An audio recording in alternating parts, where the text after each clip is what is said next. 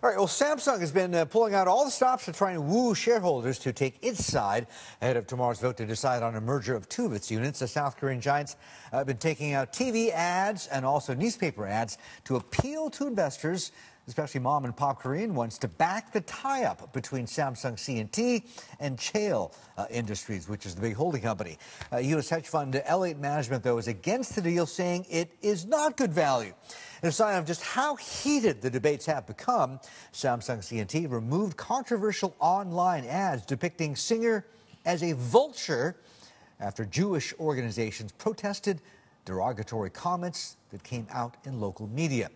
A local business website had earlier called Elliott's investment Jewish money and described it as ruthless and merciless. Let's get to YOON now, up in Seoul. Wow, drama. Hi, Martin. That's right. Lots and lots of drama ahead of the very controversial shareholder vote coming up tomorrow. Right now, Samsung C&T is going through with their last-minute efforts to get to individual retail investors and to shareholders that have not yet declared their stance on the merger. Samsung C&T currently needs 2/3 of the votes cast at the shareholder meeting for this merger to be approved. And so far, National Pension Service, which is the biggest shareholder of Samsung C&T with a 11.2% stake, has said that it will be voting in favor of the merger.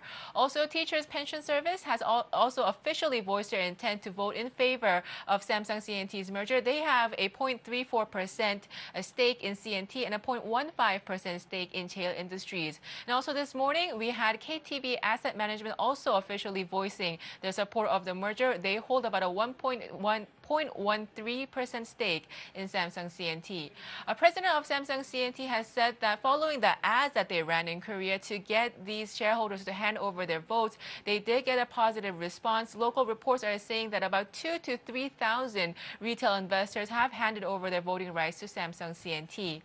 Also, head of Samsung Securities is voicing the ad that you just saw of calling Elliott speculative forces, saying that they need to win against Elliott by a big measure. So very dramatic here, Martin. And again, going back to the very basics, Elliott Associates is saying that the merger is against shareholder interest, and they are saying that this merger needs to be blocked, saying that the merger ratio is not accurate. Samsung is saying that the merger ratio was set in line with local regulations, and again, they are asking for help very publicly in Korea for this merger to actually be passed. So this morning, we did get a clip, some comments from founder and CEO of Elliott Management, Paul Singer, on this merger. Take a listen.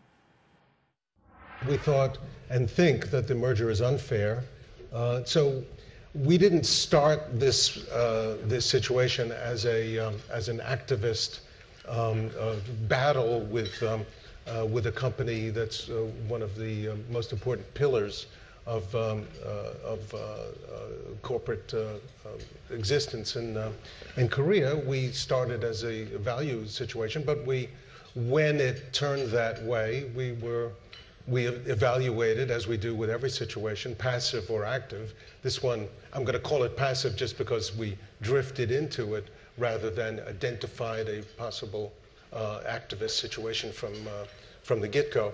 And we evaluated the possibilities and legal as well as the vote, because the merger has to be voted through. Yep. And we thought it was worth the struggle.